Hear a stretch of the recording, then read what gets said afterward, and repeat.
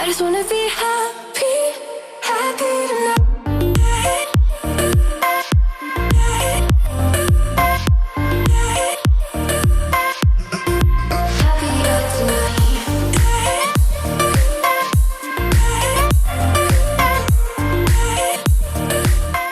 Hello friends, welcome back to my channel. If you're new here, my name is Priscilla, and as usual I share my schedules with you all whenever they are released. And in today's video I will be talking about or reacting to my February 2024 schedule. Per usual, what you can expect from today's video is my reaction to my schedule, specifically what I bid for, what I received, and the changes I've made so far, in addition to my final thoughts on my schedule. So the first thing I want to talk about is what schedule bid requests I made. So if you're new to the flight attendant industry, the way our schedules work is that it's not fixed every month. So every month get something different. Every month you have the potential or the ability to ask for something else. And the way it happens is that you are given the opportunity to bid for what you want on your schedule the month prior. What did your girl bid for February? So the first thing that I bid for is my days off. So I wanted to go back to the routine of having specific days off every week, and I bid my days off to be Sunday through to Wednesday. So Sunday, Monday, Tuesday, Wednesday. The second thing that I bid for was to avoid flight lead. If I want to do lead, I want it to be by choice. This I mentioned actually in my last schedule reaction video where I talked about avoiding flying through Atlanta. So essentially what that means is that I did not want any parts of my schedule to allow me to fly into the Atlanta airport essentially. The next thing that I bid for was I waived one of my rules, which is a 3 in 9 rule, which means you get 3 days off after 9 days of work. I bid for a low schedule value.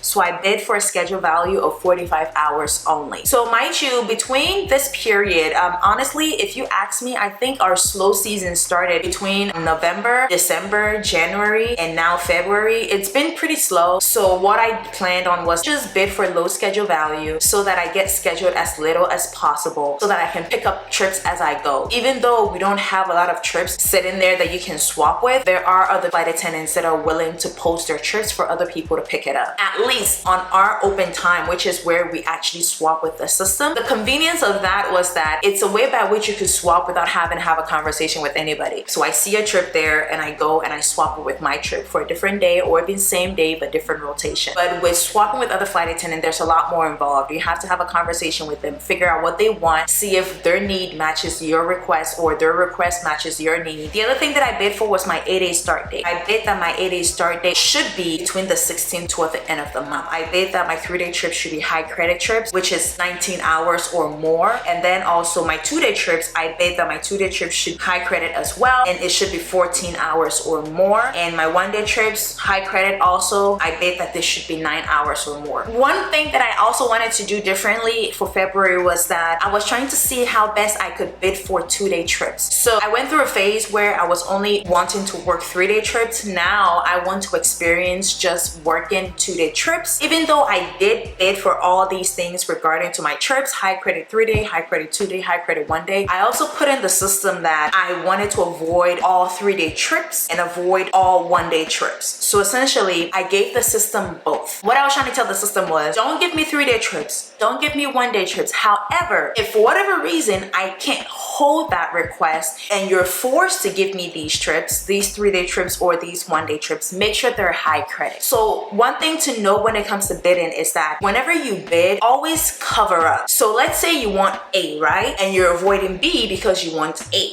Make sure that even though you really want A and getting A is your first choice, put in another bid that covers you, such that if I don't get A and you have to give me B, make sure B is what I want. And this is where you put in what you want. Maybe you want it to be high credit, maybe you want it to be a certain aircraft, maybe you want it to be through a certain city. So you always have to give the system a plan A, plan B, because it's just going through a list. The system doesn't know what a good trip is. Somebody's good trip might be a high credit trip. Somebody's good trip would be a trip that has minimum of 2 legs per day. That is 2 flights per day. The system has not been set up to know what a good trip is. You have to tell the system what you want in terms of what a good trip is for you. That in mind. Good trip is very subjective. I also bid to avoid domestic trips as usual. I do this because our international trips, using international loosely to include South America, North America, Asia, Africa, Europe. But yes, to include those places, I avoid domestic trips because from Seattle, those trips are very high high credits. So, and your girl is here for high credits also. And why not get it with a good layover, okay? And then lastly, this is new. I've never done this ever since I started, and I'm 9 months in right now. Bid for a specific layover, and this time around I was targeting Hawaii and Paris. Let's talk about what I received. Which of my bids were granted to me? The first thing that was granted to me were my days off. I got the Sunday to Wednesday off, so any trip that I got scheduled, including my reserve days, were between Thursday, Friday, Saturday. The other thing that I was granted was avoiding flight lead. I was not scheduled any trips with flight lead. The other bid that I was also granted was the fact that I wanted to avoid flying through Atlanta. That was given to me. The trip that I was assigned did not include any parts of Atlanta. The next thing that I was granted also was my schedule value being around 45 or less, essentially. I wanted up to 45, nothing beyond that. I was granted that as well. With regards to my 8A start date, I was granted this. My 8A did not start between the 1st to the 16th for sure. The last thing that I was granted also was the fact that I got a high credit 3-day trips. Remember, I bid to avoid all 3 days. However, I also told the system that if you have to give me a 3-day trip, make sure it's 19 hours or more. So that came through for me. Let's jump into what I got assigned when schedules were released. So first of all, I got assigned 2 sets of 3-day reserve, which is sitting at 14.15 hours each, which means the minimum I can be paid for those 2 sets of 3-day reserve is 14 hours and 15 minutes, which is equivalent to $481.80. What that means essentially is that whether I get assigned a trip or not, I am guaranteed that pay. If I do get assigned a trip that's more than the 14 hours and 15 minutes, I get paid in full for that credit. However, if I get assigned a trip that's, let's say, a total for the 3 days is, let's say, 12 hours, I will get paid the difference as well. No matter what, the minimum I'm guaranteed paid for is the 14 hours and 15 minutes, which in this case is equivalent to $481.80. So I got that on the 1st to the 3rd of February, and then the second set was between the 15th to the 17th of February, followed by a 3-day trip, which is between the 29th of February to March 2nd. That 3-day trip is sitting at 19 hours and 19 minutes with a monetary value of $820.54. So let's jump into the schedule value for February 2024. Before I proceed, let me just indicate that the bid period for February, which means the schedule, the payout for February, is actually between January 31st to March 1st. So any pay or income I earned would fall for February would fall between January 31st to March 1st. So after schedules were released in all, between the 2 sets of reserve that I received and that 1 3-day trip, my total hourly schedule was 43 hours and 4 minutes. Remember when I indicated the things that I bid for earlier on in this video, I stated that I requested that I be scheduled, or I requested for an hourly schedule value of 45 hours plus or minus the variance, which I believe was 6 or 7 hours. So essentially I was telling the system that if you're going to schedule me for the month of February, make sure the hours you give me is between 45 hours plus or minus 6 or 7 hours. And that was granted by me getting 43 hours and 4 minutes. Next, the monetary value of this schedule is $1,784.14. Remember, this is gross pay and not net pay. This does not include boarding pay, which I would get for every single flight that I do work. This does not include any flight leader pay that I might be entitled to, assuming I get assigned a trip on my reserve day and I have flight leader position. Also, the minimum I can once again be paid for on my reserve days is the 14 hours and 15 minutes, which is equivalent to $481.80. I repeat again, if I get assigned a trip that's worth 20 hours, I get paid the full 20-hour credit trip. However, if I get assigned a trip that's 11 hours, which is about 4 hours less than the minimum that I'm guaranteed for during my reserve period, I would be paid the difference as well, including the trip. So the minimum I can be paid for is the 14, but anything above that, I would receive compensation for that as well. And above everything else, I will be sitting at 23 days off for February.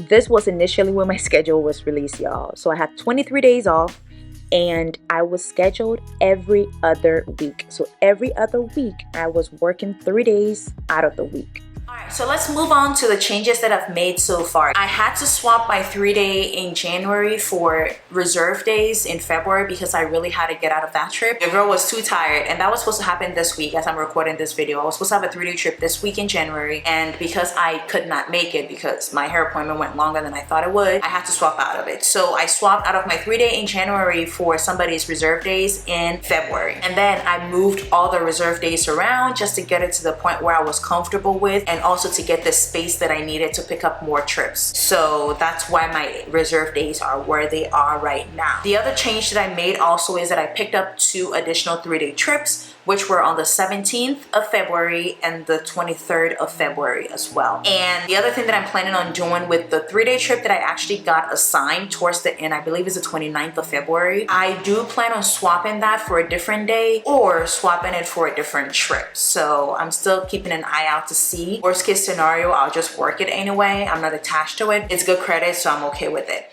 So the additional 3-day trips that I did pick up, the one that I picked up on the 17th to the 19th February is worth 21 hours and 29 minutes, which has a monetary value of $882.16. Also, the other one that I picked up between the 23rd to the 25th of February has an hourly value of 20 hours and 16 minutes with a monetary value of $831.76. So because I swapped a trip in January for reserve in February, I ended up with 3 sets of 3-day reserve, which were all at an hourly value of 14 hours and 15 minutes and a monetary value of $481.80. Above everything else, once again, the bid period is between January 31st to March 1st. The total hours that I'm sitting at right now after all the changes I made is 103 hours and 49 minutes. The monetary value of my schedule right now is at $3,979.86, and my days off dropped from 23 to 14 days. I do have plans also of picking up a 2-day trip between the 12th and the 15th. That way I can maximize the days that I have in February. As I mentioned earlier, although I do want to start planning trips, I also want to hit my savings goal first, and then I will start actually non-revving more and creating more vlog content. So this is where we're sitting at right now. The monetary value is subject to change. This does not include the boarding pay for each flight that I would work on all these trips. It doesn't also include, assuming I get assigned trips on my reserve, this monetary value will change. However, the minimum is the $481 for each 3 days. Well, moving forward, I will continue to bid for the 45-hour schedule value. I feel that right now I do want to plan things, and I've said this several times, and I do want to actively make a change in 2024. I do want to travel more. I do want to create travel vlogs more. But another goal that I set for myself in 2024 was a savings goal. So although I do want to create more travel vlogs and everything, for now, it will definitely center around my trips and what I do on my day-to-day as a flight attendant. So if I'm not able to get trips with the fancy layovers that allows me to vlog that experience, unfortunately it would be the reality of the job, which is the real life of a flight attendant, actually working trips that possibly takes you to places where you don't even have time to go out to do anything, okay? The other thing also is I would definitely continue to avoid flying through Atlanta. Once again, if you want to know why, check my previous schedule reaction video for January's schedule. Next, what I need to do is to update my 8-day start date, because even though I say it should not start on the 16th or less, it means it can bleed into the 16th. So it might start on the 15th and become 15, 16, 17, or it would be 14, 15, 16. You see how it works? Even though the start date is not on the 16th, it's still going to be part of the 16th because it's not started on the 16th, but then it's going to bleed into the 16th. Finally, I do want to say that if you're a new flight attendant, or if you're a flight attendant out there still trying to figure out the ropes or whatever, trust me, I haven't been here long enough to share any crazy advice or whatever. All I can do is to give you information based on my experience so far, and as I've done ever since I started this channel. One advice that I would always give you is always bid for something. If you bid for nothing, nothing, you would get the leftover. As I said when I was talking about my schedule bids, the system has no idea what a good trip is. So you have to figure out what a good trip is for you, because it's very subjective and relative, and then ask for that. If you choose to ask for nothing, you would get something, but it would be the leftovers. If you're more senior than I am and you bid for nothing and I bid for something, I will get what I'm bidding for. You would get the leftover. The system is not gonna say that because you are senior, let me give you these trips. They will just give you whatever is left over. It seems like that's how it works, but ask for something. If you don't avoid it, if you don't request for it, you might potentially be given. So if you don't like leanovers, avoid leanovers. If you don't like one-day trips, avoid one-day trips. If you like leanovers, ask for leanovers. Don't assume that you're not going to get it, so you're not going to ask for it. No, always ask for it. The least you can do is to avoid what you don't want. Let me put it that way. The least you can do for yourself as a new flight attendant